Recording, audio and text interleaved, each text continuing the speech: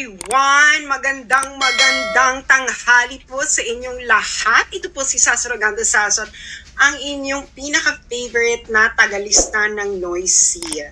Ayan. Mainit na mainit ngayon ang usapin ng pagkaka-aresto ni dating Pangulong Rodrigo Roa Duterte sa alleged na kasong crimes against humanity. Alam niyo na siguro yan, di ba? Pero i-share niyo po ang itong live na ito nang maliwanagan po ang lahat sa mga pangyayari. Sandali lang, lilinisin ko lamang ang aking salamin dahil inaalikabok niya. Pasensya na, ganyan talaga mga noise. Yeah. Okay. I-share nyo click share, ayan, sa lahat ng mga taong gustong matuto nang hindi kayo ginagawang mangmang ng gobyerno ni Bongbong Budolero. Okay, i-share nyo na po, ayan. Ano ba, nandito na ba lahat ng noisy? Kung nandito na po ang lahat ng noisy, pakitype po present. Okay, again, magkakaroon tayo ng class attendance. Present na ba lahat ng noisy? Present na ba lahat ng noisy? Kung present na ang mga noisy, pakitype po, present! Ayan.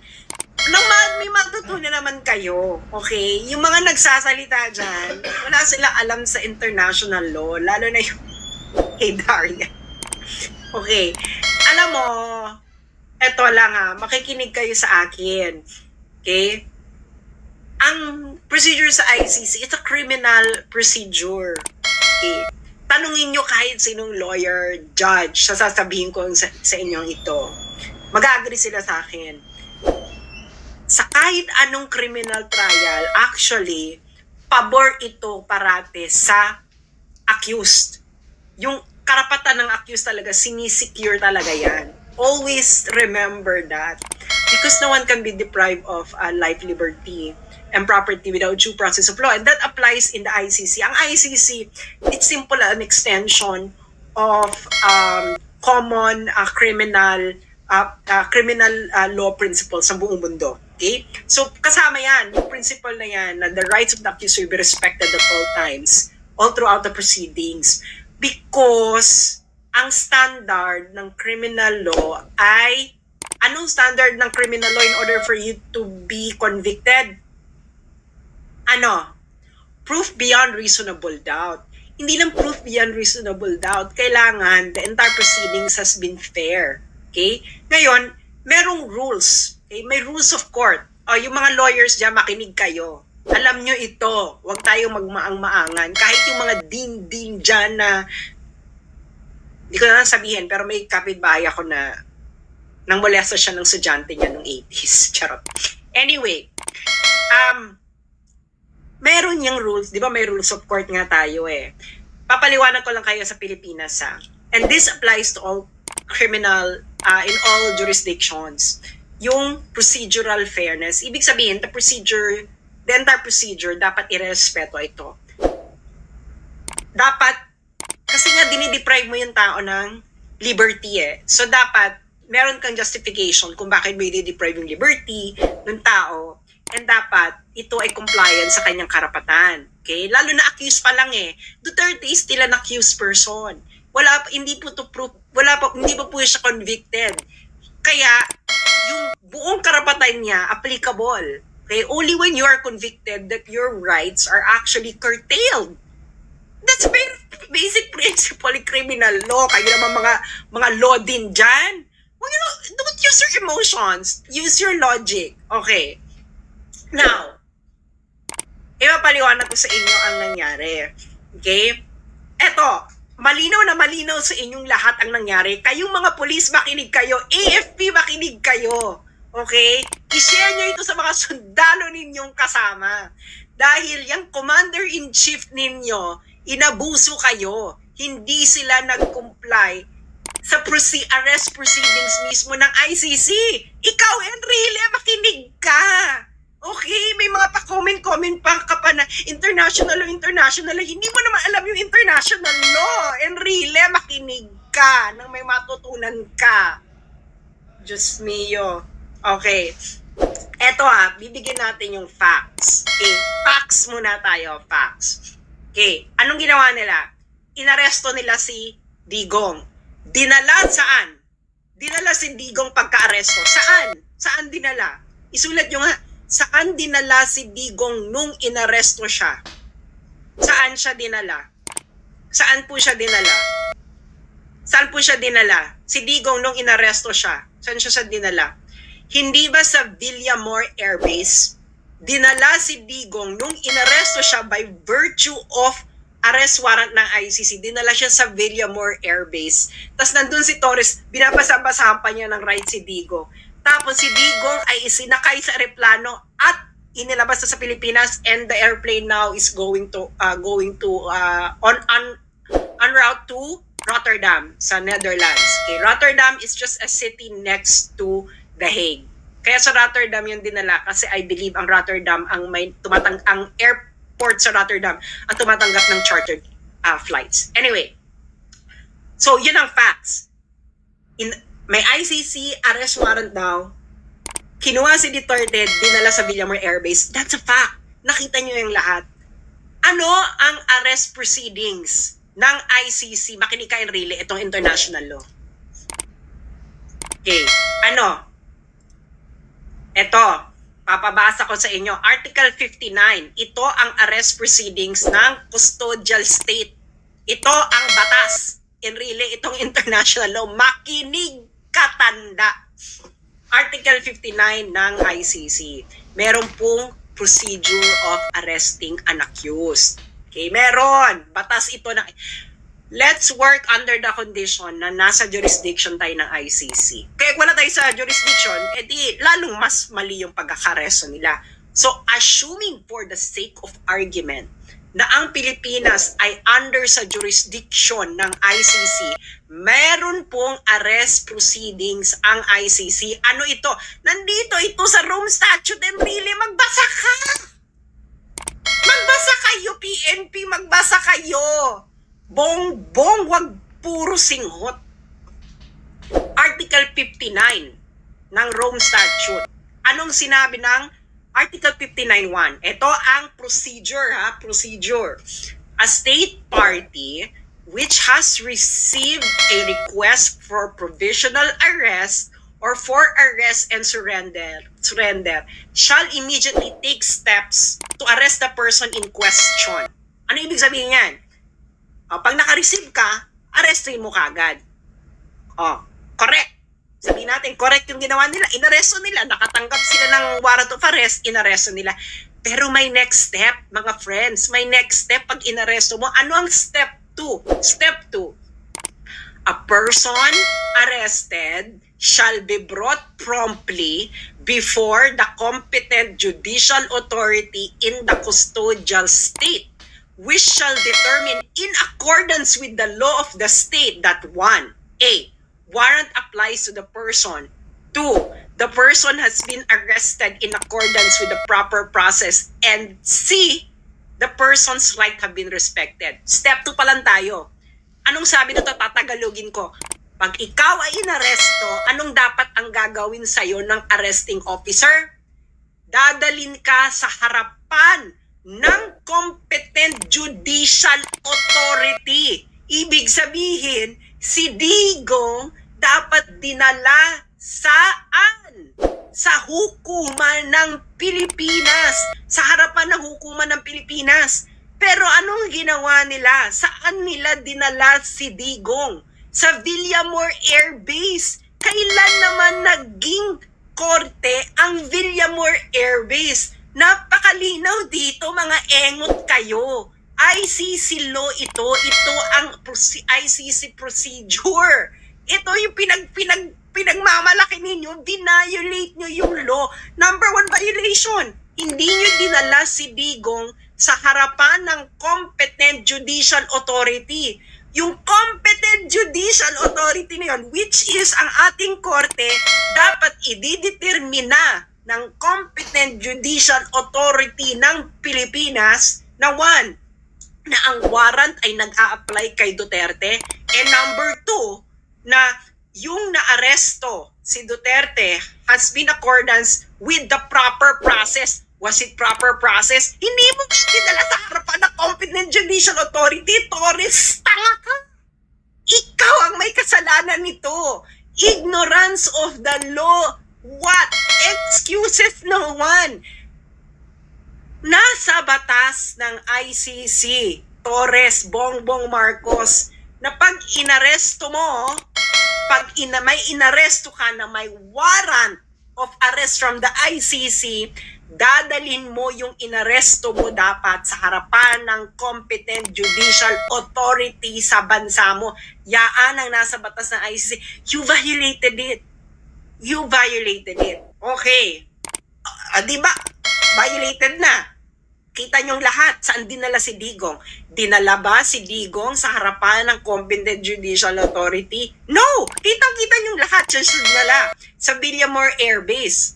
Hindi ba? Villamor Air Base. Villamor Air Base is not a competent judicial authority. The AFP, na yun ang pugad ng AFP, Villamor Air Base is not a competent judicial authority. Torres is not a competent judicial authority.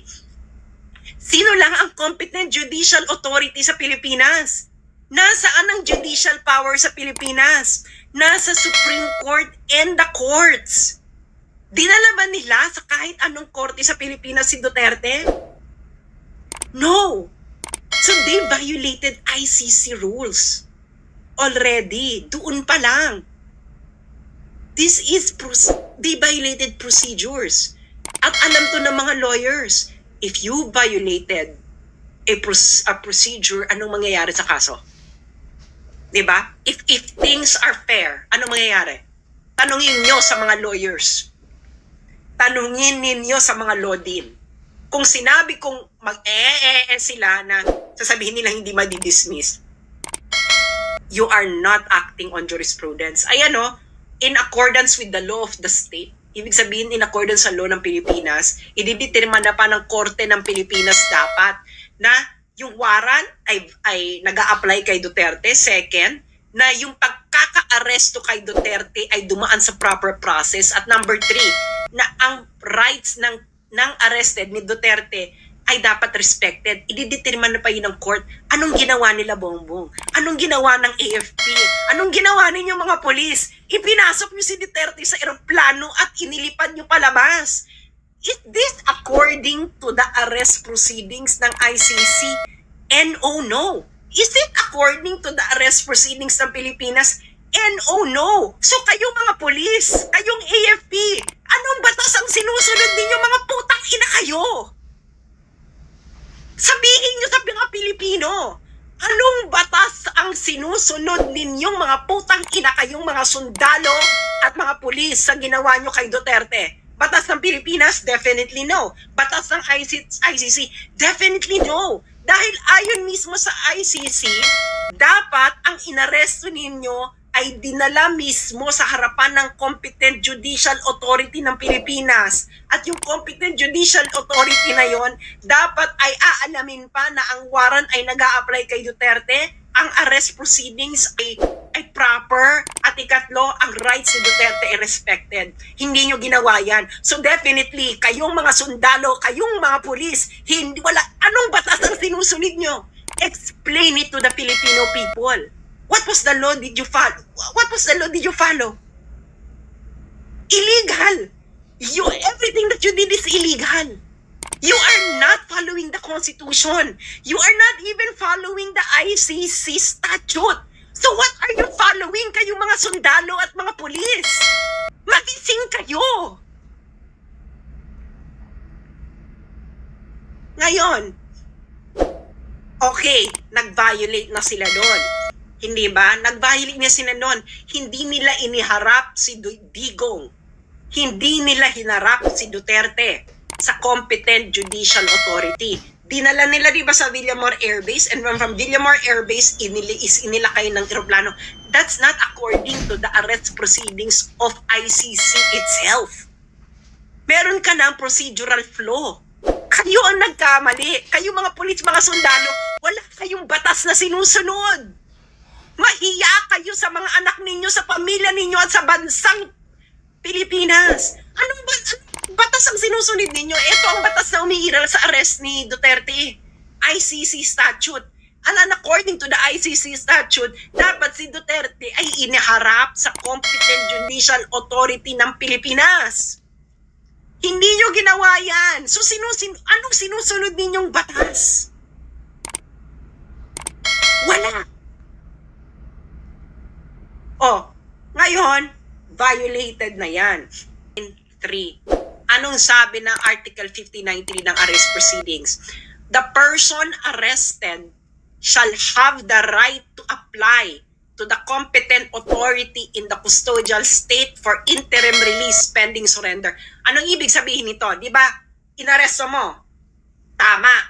Inaresto nyo. Kayo, tama. Ang pagkakamali nyo kayong mga sundalo at mga polis, hindi nyo ginawa yung step 2. Dinala nyo dapat si Duterte sa harapan ng competent judicial authority ng Pilipinas. At pag nakaharap na si Duterte sa competent judicial authority, dun siya mag-a-apply ng interim release pending surrender. What did you do? You violated the procedures of ICC itself. Sabihin nyo nga sa akin, kayong mga law din na nagmamarunong-marunong, was Article 59 complied with? Kitang-kita ninyo ang nangyari. Kitang-kita ninyo mga nangyari, kayong mga law din na nagmamarunong. Kitang-kita ninyong mangyari. Hindi na natin kailangan ditong mag-calisthenics. Alam ninyo at alam ko, pareho tayong may alam sa batas. If the law is clear, we refer to the ordinary language meaning of the law. Ano ang ordinary meaning ng Article 59.2? Kayong mga law din. A person arrested shall be brought promptly before the competent judicial authority in the custodial state. Ordinary meaning. Ano ibig sabihin yan? Yung inaresto mo, dapat dadalin mo sa harapan ng competent judicial authority. Ordinary meaning, mga friends. Hindi mo kailangan dito magbale-balentong napakalinaw ng language ng ICC rule. And really makinig ka, this is international law in operation. You didn't comply with this. Sabihin mo nga, and really, did you? Ikaw ang presidential legal advisor, did the BBM administration complied with Article 59.2 of the ICC statute? Malinaw na malinaw sa mata ng mga Pilipino, hindi nyo dinala si Duterte sa harapan ng competent judicial authority ng Pilipinas. Dinala nyo siya sa Villamor Air Base. Villamor Air Base is not a court.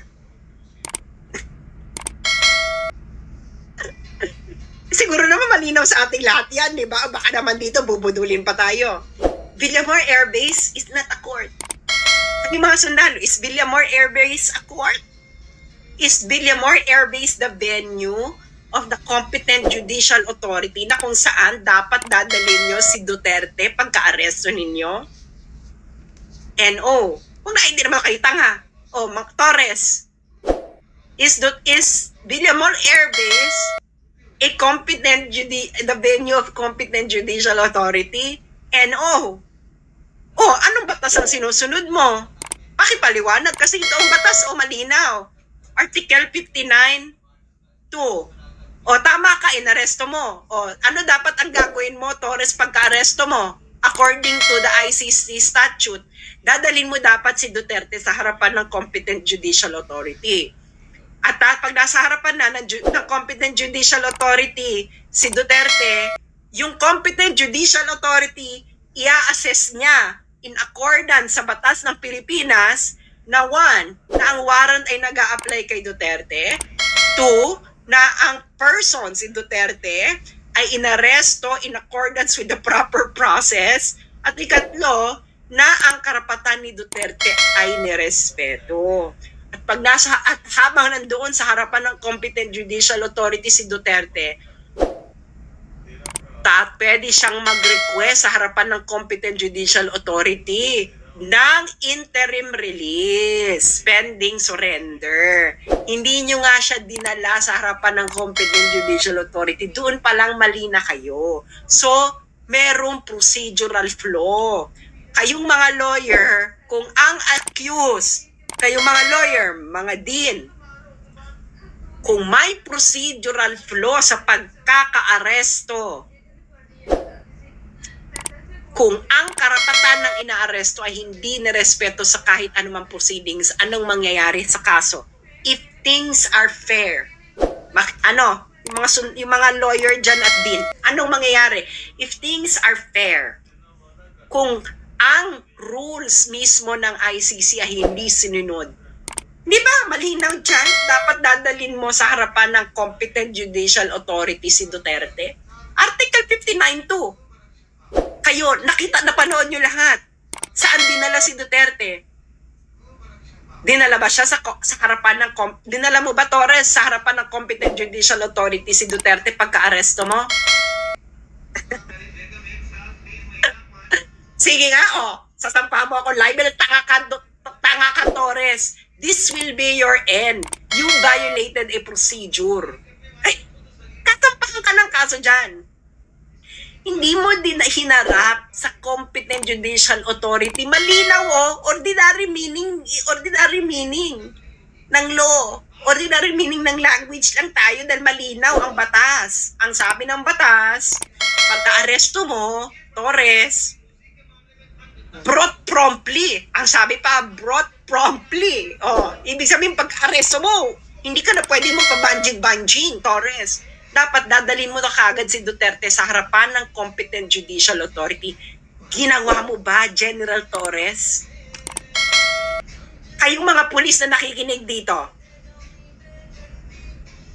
malinaw ang batas, basahin ninyo. Siguro marunong naman kayo magbasa, kayong mga pulis na nakikinig dito at mga sundalo. Anong sabi ng batas?